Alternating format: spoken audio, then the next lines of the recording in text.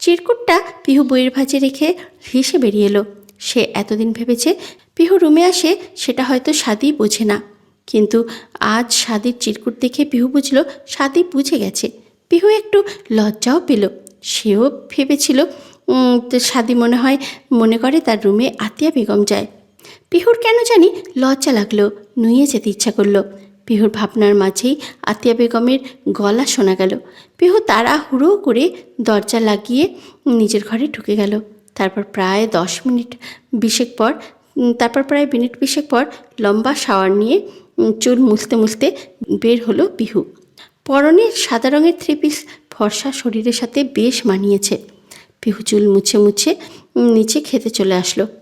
নিচে এসে ডাইনিংয়ের টেবিল বসে মামুনি বলে ডাক দিতেই আতিয়া বেগম হুইল চেয়ারে বসে ইলিয়াস চৌধুরীকে নিয়ে রুম থেকে বেরিয়ে আসলো। পিহু ইলিয়াস চৌধুরীকে দেখে মাথায় ওড়না তুলে দিল। তারপরে চেয়ার থেকে উঠে ইলিয়াস চৌধুরীর দিকে এগিয়ে গিয়ে জিজ্ঞাসা করলো, বাবাই কেমন আছো তুমি? এই তো মা, ভালো আছি। কলেজ থেকে কখন আসলি? এইমাত্র এসেছি। আতিয়া বেগম ইলিয়াস চৌধুরীকে ধরে চেয়ারে বসিয়ে দিল। পিহু ওই পাশে বসল। আতিয়া বেগম সবাইকে খেতে দিলেন। পিহু খাচ্ছে আর ইলিয়াস চৌধুরীর সাথে এটা সেটা গল্প করছে। এতে ইলিয়াস চৌধুরী বেশ খুশি। পিহু খাওয়া শেষ করে হাত ধুয়ে সিঁড়ির উপরে উঠে যাবে, তখনই কলিং বেল বেজে ওঠে। আতিয়া বেগম তখন ইলিয়াস চৌধুরীকে খাবার দিচ্ছেন, তাই জন্যই পিহুকে দরজা খুলতে বলে। পিহু দরজা খুলে হাসি মুখে দরজা খুলে এগিয়ে গেল। দরজা খুলতেই পিহুর চোখ ছানা পড়া। পিহু কাঁপা কাঁপা কণ্ঠে বলে ওঠে, নাবিল ভাই, আপনি? দরজার সামনে পিহুকে দাঁড়িয়ে থাকতে দেখে নাবিলও চমকায়। চোখ বড় বড় হয়ে যায় নাবিলের। সাদি নাবিলের পাশ থেকে কপাল ভাঁজ করে জিজ্ঞাসা করে, তুই নাবিলকে চিনিস? কিছু বলার আগেই আতিয়া বেগম পিহুকে ডেকে বললেন, পিহুমা, রান্নাঘরে আয় তো একটু। পিহু এক মুহূর্তও দেরি না করে ছুটে চলে আসে এদিকে। নাবিল হয়ে স্ট্যাচু হয়ে দাঁড়িয়ে আছে, যেন তার মাথার উপর দিয়ে গেল সব কিছু। সাদি নাবিলের মুখের সামনে তুড়ি বাজিয়ে নাবিলের ধ্যান ভাঙায়। সাদি নিজের কপালে 3টে ভাঁজ ফেলে বলে ওঠে, কি নাবিল, কি ভাবছো? ভেতরে এসো। নাবিল একটু লজ্জায় পড়ে যায়। সাদির পিছু পিছু ভিতরে প্রবেশ করে। সাদি আর নাবিল সোফায় গিয়ে বসে। তারপরে ইলিয়াস চৌধুরীকেও সাদির সোফায় এনে বসিয়ে দেয়। ইলিয়াস চৌধুরীর পরিচয় করিয়ে দিয়ে কথা বলাতে থাকে। এদিকে সাদি আতিয়া বেগমকে ডেকে খাবার দিতে বলে তার আর নাবিলের। আতিয়া বেগমও ফ্রেশ হয়ে খেতে বসতে বলেন। তাই সাদি নাবিলকে গেস্টরুম থেকে হাত মুখ ধুয়ে ফ্রেশ হয়ে আসতে বলে, যদিও নাবিল ইতস্তত বোধ করছিল, তবুও সাদির জোড়াজড়িতে তো ফ্রেশ হতে চলে যায়। এদিকে পিহু রান্নাঘরে চিন্তায় পড়ে গেছে, নাবিল এখানে সাদির সাথে কি করছে। আর সাদির মনে ভাবনা, পিহু নাবিলকে চেনে কিভাবে। ওদিকে নাবিল হাত মুখ ধুয়ে মুখ মুছতে মুছতে ভাবতে থাকে সাদির বোন পিহু। তাহলে সাদির বাবা আর পিহুর বাবা এক। 3 জনের মনে 3 আলাদা আলাদা ভাবনা বাসা বেঁধেছে। নাবিল ডাইনিং টেবিলে এসে বসলো, সাথে সাদিও বসলো। আতিয়া বেগম খাবার এগিয়ে দিচ্ছেন। কিছুক্ষণ আগে সাদির কেবিনে যখন নাবিল বসেছিল, তখন সাদির লাঞ্চ টাইম হয়ে যায়। সাদি প্রতিদিন ক্যান্টিনে খেলেও আজ বাসায় খেতে আসতো, কারণ ইলিয়াস চৌধুরীকে চেক আপ করা। নাবিলের বাবার অনেক রিপোর্ট থাকায় অনেক টাইম লাগছে। এদিকে তার এখন খাওয়া হবে না। এদিকে সাদি নাবিলকে একা রেখে যেতেও পারছে না। তাই সাদি নাবিলকে বলে ওঠে তার সাথে বাসায় আসতে। যদিও নাবিল কোনো মতেই রাজি হচ্ছিল না, তবে বড়দের কথা অমান্য করা আর সাদির জোড়াজড়িতে নাবিল আসতেই রাজি হয়। এমনিতেও নাবিলের হসপিটাল পছন্দ না, এখানে বোরিং লাগছিল তার। তাই সেও উপরে রাজি না হলেও ভিতরে ভিতরে রাজি হয়ে যায়। হসপিটাল থেকে বেরিয়ে সাদি নিজের গাড়িতে করে নাবিলকে নিয়ে বাড়ির দিকে আসতে থাকে। প্রতিমধ্যে নানান ধরনের গল্প করে। যদিও সাদি চুপচাপ, তবে নাবিলের বলা সব কথাই মন দিয়ে শুনছে সে। আধ ঘন্টার জ্যাম ঠেলে সাদিদের গাড়ি চলে আসে চৌধুরী বাড়িতে। সাদি আর নাবিল গাড়ি থেকে নেমে এগিয়ে চলে আসে সদর দরজার দিকে। যদিও নাবিলের কেমন গিল্টি ফিল হচ্ছিল। দুপুরে খাওয়া শেষ করে সাদি ইলিয়াস চৌধুরীকে চেক আপ করলো, কোনো সমস্যা আছে কিনা। তারপরে নাবিলকে নিয়ে বের হয়ে গেল হসপিটালের উদ্দেশ্যে। সেদিন সাদি ড্রাইভ করতে করতে জিজ্ঞেস করলো নাবিলকে। আচ্ছা নাবিল, তুমি পিহুকে চেনো? সাদির কথায় অন্যমনস্ক হয়ে থাকা নাবিল আর হকচকিয়ে যায়। তারপর কি উত্তর দেবে ভেবে পায় না। নাবিলকে চুপ থাকতে দেখে সাদি নিজের নজর সামনে রেখে উঠে দাঁড়ায়। ড্রাইভ করতে করতে আবারও বলে ওঠে, আমার কথার উত্তর পেলাম না নাবিল। এবার নাবিল আমতা করে বলে উঠল, কলেজ থেকে পরিচয়, আমার বোনের বেস্ট ফ্রেন্ড, তাই আর কি। ও, সাদির এমন শান্ত কথায় নাবিল রহস্যের গন্ধ পায়, তবে কিছু বলে না। সাদি মন দিয়ে ড্রাইভ করছে। তখন সাদি সাহস জুগিয়ে হেসে বলে ওঠে। নাবিলের কথায় সাদির গম্ভীর কণ্ঠে বলে ওঠে, পিহু আপনার বোন, দেখলে কিন্তু বোঝা যায় না। পিহু আমার বোন কে বলেছে তোমাকে? সাদির এমন কথার জন্য প্রস্তুত ছিল না নাবিল। হাসি মুখটা মুহূর্তেই পানসা হয়ে যায়। সাদি শান্ত কণ্ঠে বলে, কিন্তু দেখে তো মনে হলো আপনার বোন। আর আন্টি, কেউ তো মামুনি বলে ডাকলো। সাদি নাবিলের কোনো কথারই প্রত্যুত্তর করল না। শান্ত মুখশ্রীটা গম্ভীর করে নিল। নাবিল সাদির দিকে তাকিয়ে হেসে আরও কিছু বলতে চাইল, তবে সাদির এমন হঠাৎ গম্ভীর মুখশ্রী দেখে চুপ হয়ে গেল। আগে যখন সাদির কাছে কোচিং করতো তখন সে দেখেছে সাদির গম্ভীর মুখ মানে অনেক রেগে যাওয়া। তাতে নাবিল বুঝলো না এখন রাগ করার মতন কি হলো। সাদি গাড়ির স্পিড বাড়িয়ে দিল। কিছুক্ষণের মধ্যেই হসপিটালে পৌঁছে গেল। তারপরে নাবিলকে নিয়ে নিজের কেবিনে চলে এলো। নাবিল সাদির গম্ভীর মুখ দেখে কোনো কথা বলার সাহস পেল না। সাদিও কিছু বলল না। কিছুক্ষণ পর একজন নার্স এসে নাবিলের বাবার রিপোর্টগুলো দিয়ে গেল। সাথে নাবিলের বাবা আছে। সাদি খুব মনোযোগ দিয়ে রিপোর্টগুলো চেক করলো। বেশ কিছুক্ষণ সাদি ফাইল বন্ধ করে নাবিলের দিকে তাকিয়ে বলে উঠল, আঙ্কেলের তেমন সমস্যা ধরা পড়েনি, তবে মেবি কাজের প্রেশার আর দুশ্চিন্তা করে, এই জন্য হার্টে চাপ পড়ে, প্রেশার ফল করে। ওষুধ খেলে আর ঠিকঠাক মতো ঘুমালে ঠিক হয়ে যাবে, তবে যত কম টেনশন নিবে ততই তার জন্য ভালো। সাদির কথা শুনে নাবিল দীর্ঘ একটা শ্বাস ফেলল, যেন বুকের উপরে জমে থাকা বড় কোনো পাথর নেমে গিয়েছে। সাদি প্রেসক্রিপশন করে দিলে নাবিলরা বিদায় নিয়ে চলে যায়। সাদিও নিজের কাজে মনোযোগ দেয়। পিহু সাদিরা চলে যাওয়ার পর থেকে রুমে শুয়ে শুয়ে ভেবে যাচ্ছে নাবিল কেন এলো। পিহুর ভাবনার মাঝেই ফোন বেজে উঠলে পিহুর ফোন রিসিভ করতেই ওপাশ থেকে নাবিল বলে উঠল, আচ্ছা পিহু, তুমি সাদি ভাইয়ার বোন, তোমার তো কখনো বলো নাই। তুমি বলেছো তোমরা দুই বোন। পিহু কী বলবে বুঝতে পারল না। সেটা সত্যিই বলেছে। পিহু বুঝল না কল করেই এসব কেন বলছে। পিহুকে চুপ করতে থাকতে দেখে নাবিল আবারও বলে উঠল, আমি তো তোমাকে দেখে অবাক হয়েছিলাম। তুমি সাদি ভাইয়ার বোন, ভাবতেও অবাক হয়ে গেছি আমি। নাবিলের কথায় পিহুর কপালে ভাঁজ পড়ে। পিহু চোখ ছোট ছোট করে প্রশ্ন করে, মানে? আরে সাদি ভাইয়া চুপচাপ, আর তুমি চঞ্চল, তাই আর কি। আচ্ছা, আপনি ভাইয়াকে কিভাবে চেনেন? পিহুর প্রশ্নে নাবিল হাসল। ফোনের এপাশ থেকে সেই স্নিগ্ধ হাসি পিহুর মনে ধাক্কা খেল। নাবিল হেসেই উত্তর দিল, আমি রাস্তায় আছি, বাসায় গিয়ে ফোন দিয়ে সব বলবো। আর শোনো, কাল 9টার দিকে চলে আসবো কোচিংয়ে, আমি অপেক্ষা করব। নাবিল এই কথা বলেই কল কেটে দিল। পিহুর প্রচণ্ড রাগ হলো। আচ্ছা, সাদি যদি জানতে পারে পিহু আর নাবিল প্রেম করছে তখন কি হবে? আচ্ছা, নাবিল কিছু বলে দেয়নি তো? এই ভেবেই পিহুর মাথা খারাপ করছে। পিহু মোবাইলে কার্টুন দেখতে দেখতে ঘুমিয়ে গেল সেখানেই। সন্ধ্যে 7টা বাজে সাদি বাসায় ফিরল। হাতে অ্যাপ্রন ঝোলানো, সাদা শার্ট ইন করা, কালো চশমা বুকের ঝোলানো, চুলগুলো এলোমেলো লাগছে। সাদি উপরে না গিয়ে সোফায় বসলো। পিহু তখনও টিভি দেখছে। সাদি পিহুর দিকে তাকিয়ে বলে উঠল, আম্মু কই রে, একটু পানি খাওয়া তো। পিহু আর চোখে সাদিকে দেখল। তারপরে উঠে যেতে নিয়ে বলল, মামুনি মনে হয় ঘরে, একটু অপেক্ষা করুন, পানি দিচ্ছি। সাদি কপাল কুঁচকালো। পুরনো একটা রাগ জন্মালো নতুন করে। সাদির চোখ মুখ গম্ভীর থেকে আরও বেশি গম্ভীর হয়ে গেল। সাদি গম্ভীর কণ্ঠেই পিহুকে উদ্দেশ্য করে বলল, তুই আমার আম্মুকে কি বলে ডাকিস? সাদির এমন গম্ভীর কণ্ঠস্বরে পিহুর পা থমকে যায়, গায়ের পশম যেন দাঁড়িয়ে যায়। পিহু পিছনে ফিরে শান্ত কণ্ঠে বলে ওঠে, মামুনি। সাদি মাথা উঁচু করে পিহুর পানে তাকিয়ে রাগ দমন করার চেষ্টা করে বলল, আজ থেকে আর ডাকবি না, কোনো এক্সকিউজ ছাড়াই তুই আর ডাকবি না। পিহু অবাক হলো, সাথে পুরো কুঁচকে গেল। পিহু কোমরে হাত দিয়ে দাঁড়িয়ে কিছু বলতে যাবে, তার আগে পিছন থেকে আতিয়া বেগম বলে ওঠে, ও আমারে কি ডাকবে না? ডাকবে, তাতেই তো তোর সময় কই। সাদি নিজের মায়ের কথায় যেন আরও রেগে গেল, তবুও শান্তভাবে বলল, ও তোমারে মামুনি বলে ডাকবে না মানে ডাকবে না। আতিয়া বেগম বিরক্ত হলেন, ছেলের আবার কি হয়েছে?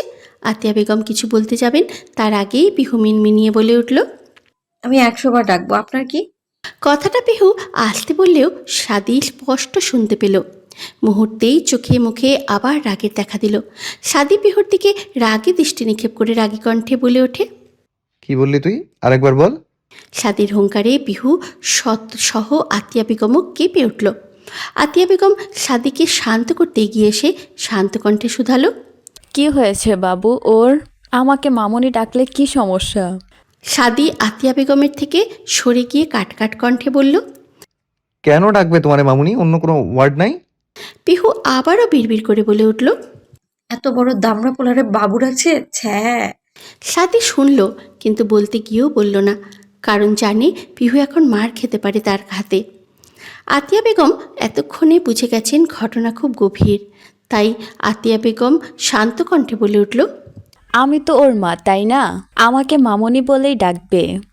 হোয়াট? সাদি চোখ বড় বড় করতে তাকিয়ে বলে উঠল, মানে মেয়েরা তো মাকে মামুনিকে মা বলেই তো ডাকে। না, ডাকবে না। তুমি অনলি আমার আম্মু, ওর আম্মু না। কি হয়েছে তোর, বল তো? আমি বলেছি তোমাকে, ও মামুনি ডাকবে না তো ডাকবে না। আতিয়া বেগম দেখল পিহুর মুখটা কালো হয়ে গেছে, হয়তো সাদির এমন বাড়াবাড়ির জন্য। আতিয়া বেগম বলল, ও কে তোমাকে মামুনি ডাকার? ও তোর বোন, আমার মেয়ে, তাই আমাকে মামুনি ডাকে। সাদি যেন আকাশ থেকে পড়ল, চোখ মুখ বড় করে অবাক হওয়া কণ্ঠে বলল, হোয়াট?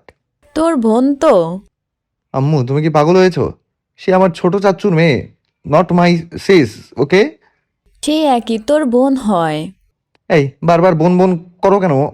ও বোন না আমার, ও আমার চাচ্চুর মেয়ে। ও যেন তোমারে মামুনি না ডাকে। আমার জাস্ট অসহ্য লাগে ও যখন তোমাকে মামুনি ডাকে।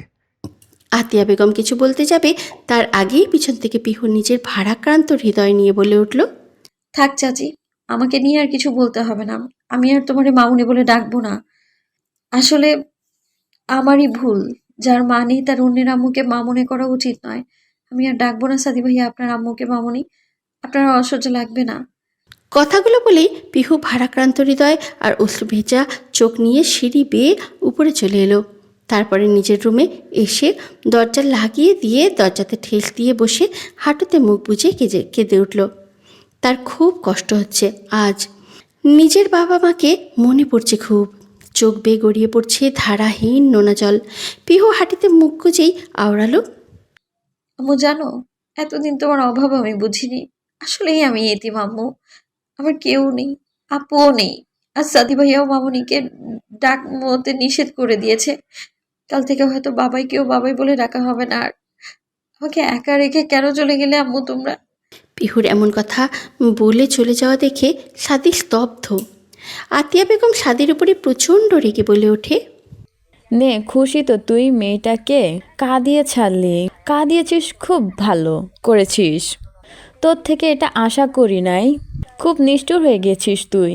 বলেই আতিয়া বেগম রাগী ভাব নিয়ে ঘরের দিকে চলে গেলেন। সাদি স্তব্ধ। সাদি বুঝতে পারেনি ঘটনা উল্টে যাবে। সে এখনও বুঝতে পারছে না কি থেকে কি হয়ে গেল। গাড়িতে নাবিল যখন বলেছিল পিহুর মামুনি বলে ডাকাটা সাদির বোনের মতো বোঝায়, তখন সাদির খুব রাগ হয়েছিল। আর এই রাগের জন্য সাদি এত বড় একটা ঝামেলা পাকিয়ে ফেলল। সাদি নিজের উপর নিজেই বিরক্ত। দুই হাত দিয়ে নিজের চুল টেনে ধরে জোরে নিঃশ্বাস নিল। সাদি বড় বড় পা ফেলে উপরে নিজের রুমে চলে এলো। নিজের রুমে ঢোকার আগে পিহু বন্ধ দরজার দিকে তাকিয়ে মনের কোণে একটু খারাপ লাগা কাজ করলো। আসলেই কি সে কষ্ট দিয়ে ফেললো মেয়েটাকে? সাদি ভাবতে পারছে না। রুমে ঢুকে লাইট জ্বালিয়ে অ্যাপ্রনটা বাস্কেটে ছুলে দিয়ে ওয়াশরুমে চলে গেল ফ্রেশ হতে। বেশ লম্বা সময় শাওয়ার নেওয়ার পরে সাদি ব্ল্যাক ট্রাউজার আর খালি গায়ে টাওয়েল দিয়ে মুখ মুছতে মুছতে বের হলো ওয়াশরুম থেকে। সাদি রুমে চারিদিকে একবার চোখ বোলালো। না, সব গোছানো। তার মানে পিহু রুমে এসেছিল।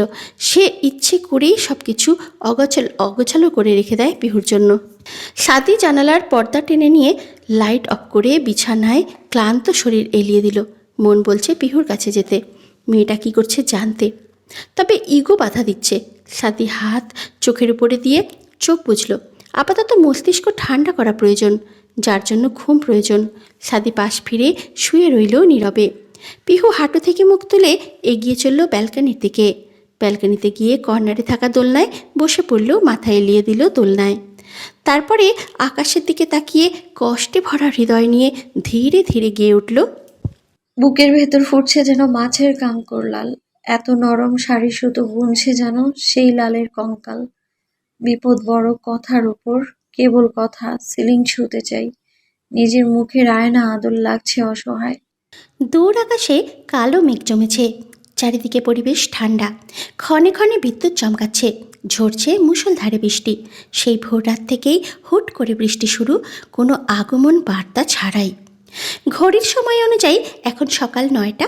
তবে বাইরের পরিবেশ দেখলে মনে হচ্ছে সন্ধ্যা 6টা। আজ আকাশের যেমন মন খারাপ, কালো মেঘে ছেয়ে পুরো আকাশ, ঠিক তেমনি পিহুরও মন আজ বেশ খারাপ। তার মনেও আকাশের মতো কালো মেঘ, তবে আকাশের মতো বর্ষণ হচ্ছে না তার চোখ দিয়ে। পিহু এক দৃষ্টে বিছানার পাশের জানলা দিয়ে বাইরে তাকিয়ে আছে। জানলা দিয়ে মেন রাস্তা দেখা যায়। পিহু জানালার পাশে পা গুটিয়ে হাতে ফিজিক্স বইটা নিয়ে বাইরে জানলার দিকে তাকিয়ে আছে তো আছেই। বাইরে রাস্তার পাশে কয়েকটা শিশু বৃষ্টিতে ভিজছে আর হাসছে। পিহুরও খুব ভিজতে ইচ্ছা করছে, তবুও নিজের ইচ্ছেকে দমিয়ে রেখে বাচ্চাদের পানি ছড়াছড়ি দেখতে থাকলো। পড়া বাদ দিয়ে দুনিয়ার সব কিছু দেখতেই পিহুর ভালো লাগে। পড়তে বসলেই এই দুনিয়ার যত সঙ্গীত শিল্পী, চিত্রশিল্পী, সাহিত্যপ্রেমী জেগে ওঠে।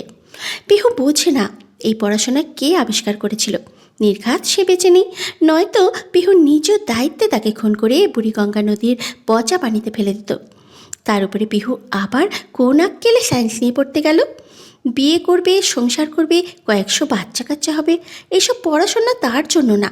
কথাটা ভাবা মাত্রই পিহুর চোখ চিকচিক করে উঠল। বইটা খাটের উপরে রেখে দ্রুত নেমে দাঁড়ালো। তারপরে হঠাৎ বইটা আবার বিছানা থেকে নিয়ে পড়ার টেবিলের দিকে এগিয়ে গেল। বইটা টেবিলে রেখে পিহু বিড়বিড় করে বলল, দেখ বই, তোর জায়গা আমার টেবিলে, তুই আমার পিছু ছেড়ে দে। আমার কিউট একখান মোবাইলের কথাও ভুলে যাচ্ছি তোর জন্য আমি। কথাটা বলে পিহু হাসে, আবার বলল, বই, তুই এবার রাগ করিস না। আমি বৃষ্টিতে ভিজে এসে তোরে আমার কম্বলের মাঝে নিব, হ্যাঁ? তুই রাগ করে আবার পরীক্ষায় ফেল করিয়ে দিলে না, বুড় বাচ্চা আমারে রিক্সাওয়ালা দাদুর সাথে বিয়ে দিয়ে দিবে। পিহুর একা একা বকবক করতে ভালোই লাগছিল। হঠাৎ বিছানার বালিশের কোণায় অবহেলায় পড়ে থাকা মোবাইল ফোনটা বেজে ওঠে। পিহু বিরক্ত হয়, তার এমন গুরুত্বপূর্ণ সময় কে কল দিল। পিহু বিছানার দিকে যেতে গিয়ে আবার ফিরে এসে ফিজিক্স বইয়ের দিকে তাকিয়ে বলল, আমার মনে হয় তোর সতীন কল দিছে, দেখলি? যেই তোর লগে কথা কইছি অমনি কল দিছে। আর আমার সতীন ওই পেট মোটা ফিজিক্সের মাহবুব স্যার খালি আমার এই পিটায়, বেটার টাকলা মাথায় ঠাড়া পড়ুক। কল বাজতে বাজতে কেটে গেল। পিহু দ্রুত পা চালিয়ে বিছানার পাশ থেকে ফোনটা নিয়ে ফোনের স্ক্রিনে চাপ দিতেই ভেসে এলো জেরিনের আবার কল। পিহু হামি দিয়ে কল রিসিভ করতেই ওই পাশ থেকে জেরিন বলে ওঠে, কিরে কই ছিলি? কল ধরলি না কেন? পিহু আবার মুখে হাত দিয়ে হামি তুলে সিরিয়াস কণ্ঠে বলল, পড়ছিলাম। তুই পড়ছিলি? কেন, কোনো সন্দেহ? না না, এই বৃষ্টির মাঝে পিহুরানি ঘুমোনো বাদ দিয়ে পড়ছিল? হজম হচ্ছে না কথাটা। পিহু বিরক্তিতে চোখ কুচকালো।